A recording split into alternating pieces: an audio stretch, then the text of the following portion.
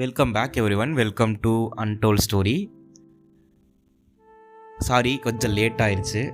நான் லாஸ்ட் வீக்கே சொன்னேன் இல்லையா, கொஞ்சம் லேட்டாக வருவேன்னு சொன்னேன்ல. எஸ், லேட்டாக கரெக்டாக வந்துட்டேன். நான் லாஸ்ட் வீக் நான் ஹாஸ்பிட்டல் போயிருந்தேன். என்னென்னா, என்னோடய ஃப்ரெண்டோட அப்பா சர்ஜரிக்காக we both went to hospital.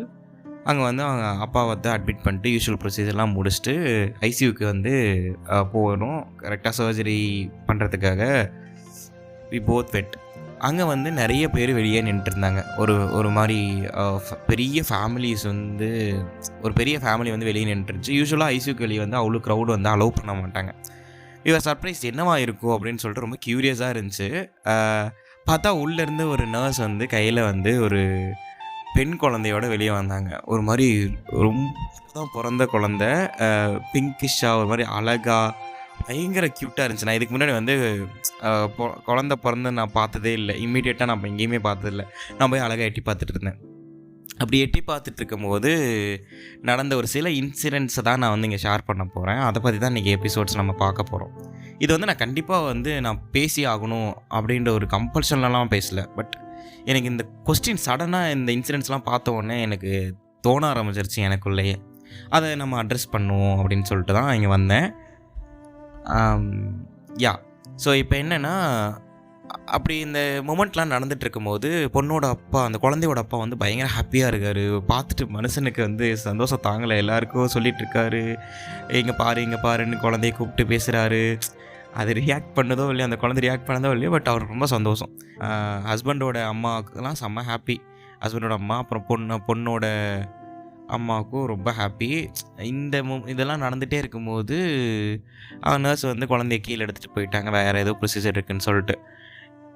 இந்த ஒரு கேப்பில் யாருமே குழந்தையோட அம்மா அதான் அம்மாவுக்கு என்ன ஆச்சு, எப்படி இருக்காங்க, ஏன்னா பிகாஸ் சி செக்ஷன் பண்ணியிருக்காங்க போல், ஏதோ சர்ஜரி ஏதோ காம்ப்ளிகேஷன் போல் சிசேரியன் பண்ணியிருக்காங்க.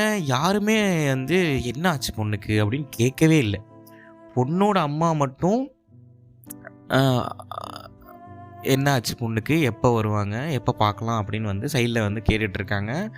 மாப்பிள்ளையோட அம்மாவும் கண்டுக்கல, ஹஸ்பண்டோட அம்மாவும் கண்டுக்கல, ஹஸ்பண்டும் கண்டுக்கல, கூட இருந்த ரிலேட்டிவ்ஸ் கண்டுக்கல, பாட்டி கண்டுக்கல, யாருமே எதை பற்றியும் கேட்கல. அவங்க எல்லாருக்கும் ரொம்ப ஹாப்பி.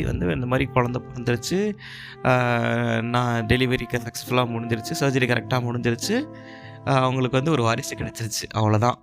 இதில் மாப்பிள்ளையோட அம்மாவுக்கு ஒரு சோகம் வேறு என்னென்னா, அந்த குழந்தை பையனாக இல்லையே அப்படின்னு சொல்லிட்டு இங்கேயே அவங்க அம்மாட்ட பேசுகிறாங்க. பொண்ணோட அம்மாட்ட சொல்கிறாங்க, அடுத்த டைம் கண்டிப்பாக பையன்தான் வேணும் அப்படின்னு சொல்கிறப்பயோ அவங்க அம்மாவோட ஃபேஸும் மாறிடுச்சு. இல்லைங்க, அது அவங்க சாய்ஸ் தான், அவள் இதுக்கே இவ்வளோ கஷ்டப்பட்டுட்டா அப்படின்னு சொன்னப்போ அதெல்லாம் போக போக சரியாக போயிருங்க, இந்த கான்வர்சேஷன்லாம் அங்கே நடந்துகிட்ருக்கு, நாங்கள் நின்று பார்த்துட்ருக்கோம். ஹஸ்பண்டும் பெருசாலாம் ஒன்றும் கண்டுக்கல, அவருக்கு செம்ம ஹாப்பி.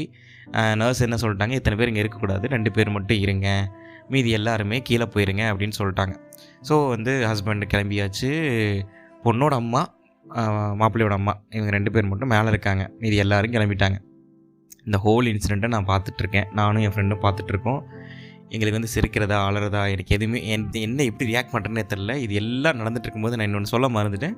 பக்கத்தில் ஒரு அங்கிள் உட்காந்து ஜோசியை பார்த்துட்டு இருந்தார். எனக்கு இதெல்லாம் தப்பாலாம் தெரியல, அவர் என்னமோ பண்ணிட்டு போட்டோம். இங்கே இவ்வளோ கலவரம் நடக்குது, யாருமே ஒருத்தர் கூட அந்த குழந்தையோட அம்மாவுக்கு என்னாச்சுன்னு கேட்கல. அதர் தென் ஹர் மதர், அவங்க அம்மா தவிர வேறு யாருமே எதுவுமே கேட்கல. அண்ட் எனக்கு புரியல, ரைட் ஆஃப்டர் டெலிவரி அடுத்தது பையன்தான் வேணும்னு டிமாண்ட் பண்ணுறல என்ன ரீசனிங் இருக்குதுன்னு எனக்கு தெரியல. அண்ட் ஒரு பொன் குழந்தை பிறந்துருச்சுன்னு சோகப்படுற அளவுக்கு அப்படி என்ன தப்புன்னு எனக்கு புரியல. இதெல்லாம் என் மனசில் இருந்த ஒரு மிகப்பெரிய கொஸ்டின்ஸ். அண்ட் ப்ரெக்னென்சின்றது ஒரு சாய்ஸ் தானே, அது கம்பல்ஷன் கிடையாதுல்ல. அது டிசைட் பண்ண ஃபஸ்ட்டு இவங்க யார், அது இண்டிவிஜுவலோட டெசிஷன் தானே. அது இவங்க ஏன் இன்வால்வ் ஆகுறாங்கன்னு எனக்கு தெரியல. அதுவும் ஒரு இம்மீடியட்டாக டெலிவரி முடிஞ்ச உடனே. அண்ட் பொன் குழந்தை பிறந்ததுலேயும் என்ன தப்பு, அதில் என்ன அப்படி சோக வேண்டி கிடக்குன்னு எனக்கு தெரியல.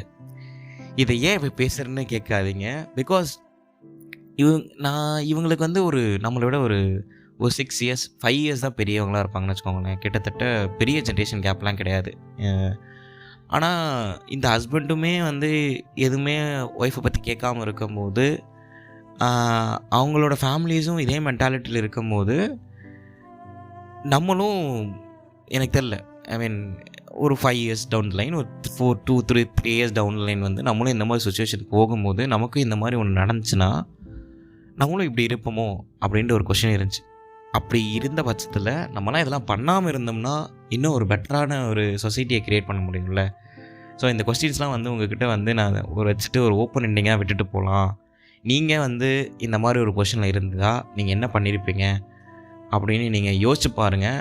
பட் இங்கே நடந்தது எல்லாம் கரெக்டானும் ஒரு அனலைஸ் பண்ணி பாருங்கள். Because from my heart I'm saying whatever happened is wrong. ஏன்னா வந்து யாருமே வந்து அந்த பொண்ணை பற்றி கேர் பண்ணல அதர் தென் ஹர் மதர். அவங்க அம்மாவை தவிர யாருமே வந்து என்னாச்சுன்னு கூட கேட்கல போயிட்டு.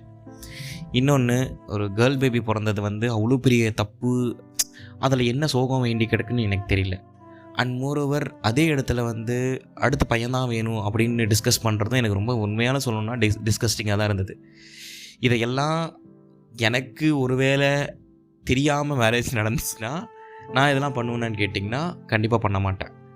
ஒருவேளை எங்கள் வீட்டில் இதை பற்றிலாம் டிஸ்கஸ் பண்ணுறாங்கன்னா கண்டிப்பாக இந்த மாதிரி ஒரு என்வரான்மெண்ட்டை நான் க்ரியேட்டே பண்ண விட மாட்டேன். பட் நீங்கள் என்ன பண்ணுவீங்க இந்த மாதிரி சுச்சுவேஷனில் இருந்தால்? How would you react to this அப்படின்றத just think about it. That's it I want to talk about in this episode. Nothing much. I'll see you with another episode next week. Until then, bye from Muni. Thank you so much. Bye. Love you.